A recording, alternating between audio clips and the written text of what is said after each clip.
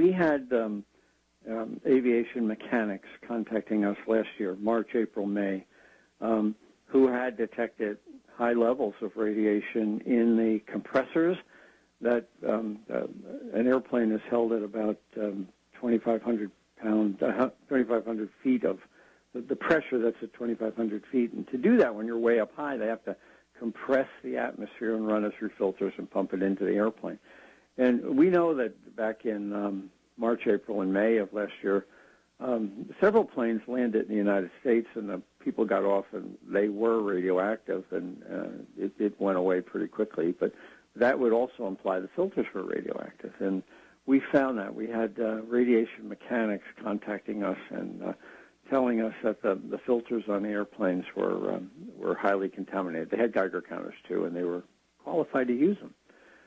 We tried to get those filters, but the aviation companies wouldn't allow these guys to send them, and it's difficult, for job retention and stuff like that to sneak out a filter and send it to us. So we never got a filter, but we have all this data from aviation mechanics that indicate last year, not this year, but last year, March, April, May, the planes on those polar routes over to Japan and China and Taiwan and South Korea, and also Australia, we're coming back with contaminated air filters.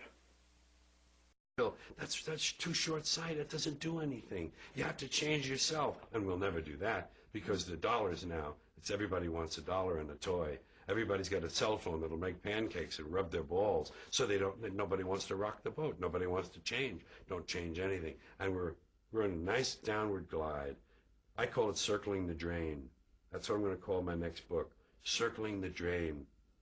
And the circles get smaller and smaller and faster if you watch a drain, if you watch a sink empty, and we'll be gone. And that's fine. I welcome it. I wish I could live 1,000 years to watch it happen from a distance so I could see it all. Does it depress you? No, it lifts me up. It lifts me up because I gave up on this stuff. I gave up on my species, and I gave up on my fellow Americans. I gave up on my countrymen. Because I think we squandered great gifts.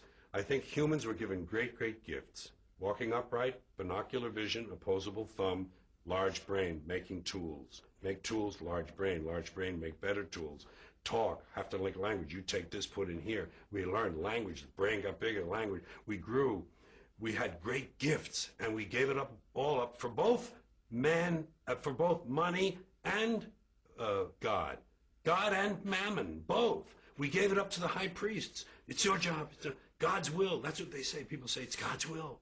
That means God can do anything he wants, so why pray? They say you pray for something. Okay, he didn't answer my prayers. Well, it's God's will. Well, if it's God's will, why did I even pray in the first place? He's going to do what he wants anyway. We gave it all up to superstition, primitive superstition, primitive shit.